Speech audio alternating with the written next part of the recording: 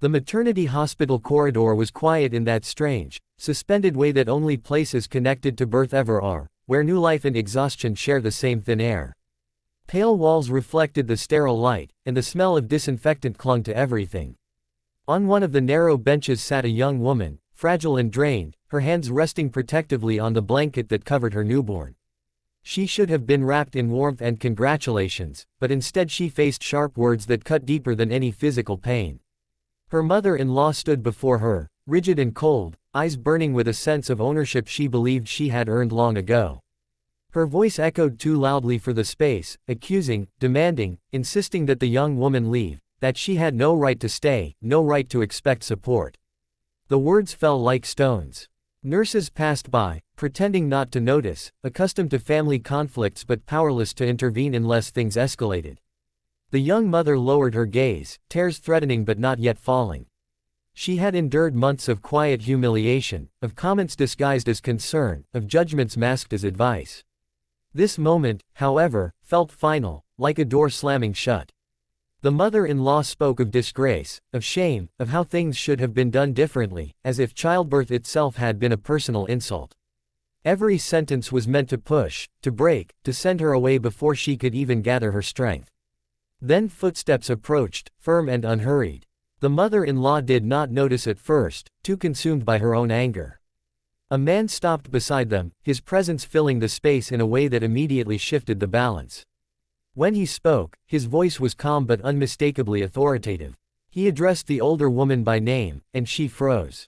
Her expression drained of color as she turned to face him. This was not someone she expected, not someone she could dismiss. He was a figure from her past, someone whose approval she had once sought desperately, someone whose words carried weight she could not ignore. He did not raise his voice. He did not insult her. He simply stated the truth, laying it out with precision and quiet force. He spoke of boundaries, of decency, of the cruelty of choosing this moment to assert control. Each sentence stripped away her confidence, leaving her exposed. The mother-in-law opened her mouth to argue, but nothing came out. For the first time, she had no answer. The young mother watched in disbelief as the woman who had tormented her stood silent, powerless.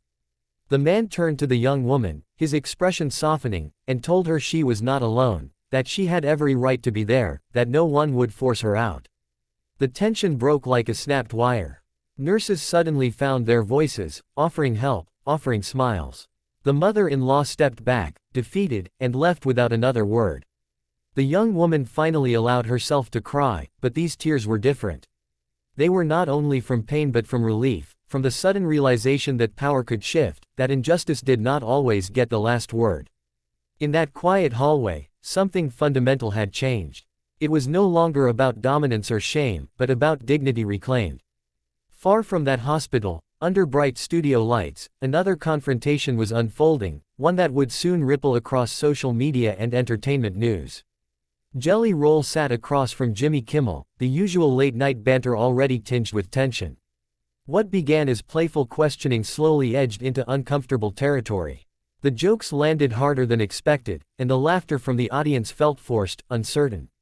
Jelly Roll's expression tightened as the conversation drifted toward deeply personal subjects, ones he had not come prepared to dissect under the glare of cameras and applause signs. Jimmy Kimmel, seasoned and sharp, pushed forward, perhaps misjudging the moment, perhaps assuming resilience where there was rawness. Jelly Roll tried to deflect at first, responding with humor, then with shorter answers. The studio air thickened as the exchange grew more pointed. It was no longer entertainment, it was exposure. Finally, Jelly Roll leaned back, exhaled, and said enough. His voice carried a mix of frustration and self-respect. He explained, clearly and without theatrics, that some lines should not be crossed, that vulnerability should not be mined for laughs. The audience fell silent. Cameras kept rolling as Jelly Roll stood up, thanked the band politely, and walked off the set. There was no shouting, no dramatic gesture, just a decisive refusal to continue. In that moment, the power dynamic shifted, much like it had in the hospital corridor. A guest was supposed to play along, to endure discomfort for the sake of the show. Instead, he chose dignity over compliance. Social media exploded within minutes, clips circulating with captions arguing whether he had overreacted or simply defended himself. What connected these two seemingly unrelated moments was the same underlying truth. Whether in a maternity hospital or a late-night talk show, there are invisible expectations about who should stay quiet and who gets to speak freely. The young mother was expected to accept humiliation because she was vulnerable. Jelly Roll was expected to tolerate invasive questions because that is the unspoken contract of celebrity. In both cases, someone else decided those rules no longer applied. The phrase, "you're rushing to the wrong station," echoed metaphorically through both stories. The mother-in-law had believed power meant control, but she arrived at the wrong destination, exposed and silenced by her own cruelty. The talk show host had assumed entertainment justified discomfort, but the moment shifted, and the train he thought he was on derailed.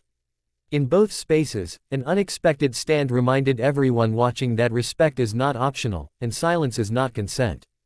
By the end of the day, the young mother rested more peacefully, her baby sleeping against her chest, while the world outside buzzed with opinions about a musician who refused to be reduced to a punchline.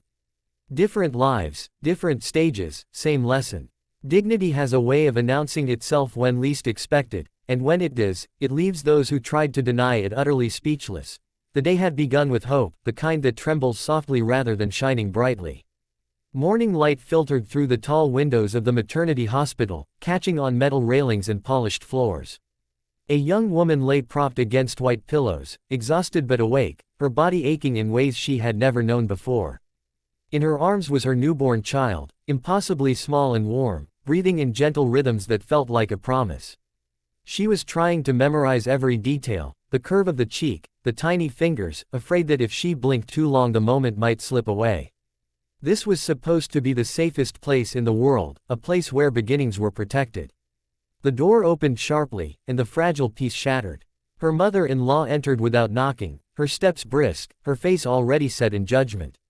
There was no congratulation, no soft smile, no pause to admire the child.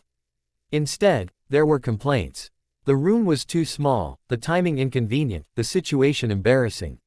Words poured out like a rehearsed speech, each one stripping warmth from the air.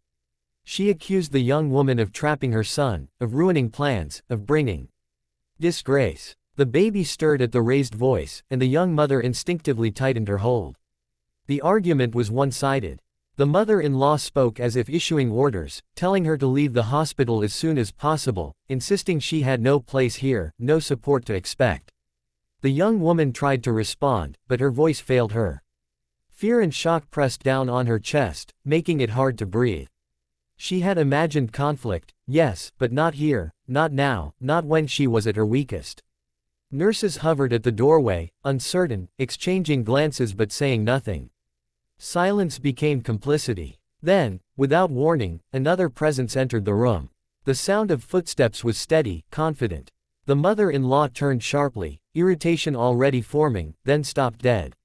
Her eyes widened, her mouth slightly open. Standing there was someone she had not prepared for, someone whose authority she could not challenge. His face was calm, his posture relaxed, but there was strength in the way he stood, as if the space itself adjusted around him. He asked simply what was going on. The mother-in-law tried to recover, attempted to explain, but her words tangled. He listened without interruption, then responded with clarity that cut through the tension. He reminded her where she was, what this place represented, and how shameful it was to attack a woman who had just given birth. There was no anger in his tone, which somehow made his words heavier. Each sentence exposed her behavior for what it was: cruel, unnecessary, and wrong. She searched for an argument, but found none. Her power dissolved in the quiet. He turned to the young mother and spoke gently, assuring her that she was safe, that no one had the right to force her out or diminish her. The relief was immediate and overwhelming. Tears finally spilled down her cheeks, but her shoulders loosened, and her breathing slowed. The mother-in-law stood frozen for a moment longer, then left without another word. The door closed softly behind her, sealing the shift that had just occurred. In that room, a boundary had been drawn, and it would not be erased. Elsewhere, under an entirely different set of lights, another confrontation was brewing. The studio of a late-night talk show buzzed with energy, laughter warming the space as music faded and applause settled. Jelly Roll sat across from Jimmy Kimmel, relaxed at first, smiling, trading jokes with ease. The audience expected humor, stories, maybe a heartfelt moment or two. Everything appeared routine, the well-worn rhythm of television entertainment unfolding as usual. As the interview progressed, the questions shifted. What started as playful curiosity edged towards something sharper, more personal. Jelly Roll's smile faded slightly as topics touched old wounds, struggles he had survived but did not wish to perform for laughs. He answered carefully at first, choosing words that deflected without confrontation. The audience laughed on cue, unaware of the tightening knot in his chest. Underneath the surface charm, something uncomfortable was taking shape. Jimmy Kimmel pressed on, perhaps sensing tension but misreading it as dramatic potential. The questions became more direct, the humor more biting. Jelly Roll's posture changed, he leaned forward, then back, crossing and uncrossing his arms. His responses grew shorter, his eyes darker. This was no longer banter. It felt like exposure without consent, like being cornered politely on live television. Finally, he stopped playing along. He spoke plainly, explaining that there are limits, that some experiences are not material for jokes or ratings. His voice was steady but firm, carrying an honesty that silenced the room. The laughter died instantly. For a brief moment, everyone seemed unsure how to react. Then Jelly Roll stood up. He thanked the band, nodded to the host, and walked off the stage. There was no explosion, no shouting, no insult hurled back. That restraint made the moment even more powerful. Cameras followed him as far as they could, capturing the stunned expressions left behind. Within minutes, the clip spread online, sparking debate and commentary. Some criticized him for leaving, others praised him for standing his ground. But few could deny the raw authenticity of what had just happened. Both scenes, though worlds apart, reflected the same quiet revolution. In each, someone was expected to endure discomfort because of their position. A young mother was supposed to submit because she was vulnerable.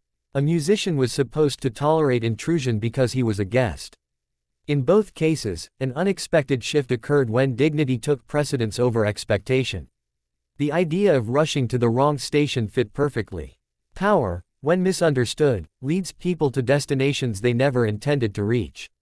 The mother-in-law believed control would secure her place, but it left her isolated and silent. The talk show host believed pressure would create entertainment, but it instead exposed a boundary he could not cross. In both stories, the moment of realization came too late. What lingered afterward was not anger, but clarity. The young mother slept that night with her child close, knowing she was no longer alone. Jelly Roll left the studio with his integrity intact, reminding millions that vulnerability is not an invitation for exploitation. Different lives, different stages, but the same truth echoed through both moments. Respect cannot be demanded through force or expectation. It must be given freely, or it will be taken back just as decisively, leaving only silence behind.